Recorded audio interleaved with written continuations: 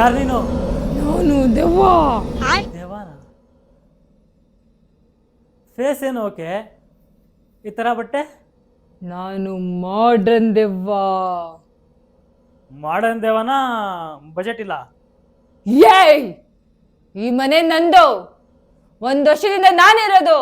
ಮನೆ ಬಿಟ್ಟು ಹೋಗು. 10,000 ರೂಪಾಯಿ ಬಾಡಿಗೆ, ಅರ್ಧ ನಿಂದು ಅರ್ಧ ನಂದು. Current bill, current bill free ತಾನೇ? ನಿಮ್ಮ ಅಜ್ಜಿ ಫ್ರೀ, 200 ಯೂನಿಟ್ ಅಷ್ಟೇ ಫ್ರೀ ಇರೋದು. ನೀನಿಲ್ಲಿ ಆಫ್ ಆನ್ ಮಾಡ್ತೀಯಲ್ಲ, ಕರೆಂಟ್ ಬಿಲ್ ಜಾಸ್ತಿ ಬರುತ್ತೆ ನಮಗೆ. ನಿನ್ಗಿದು ಬೇಕಿತ್ತ ಮಗನೇ?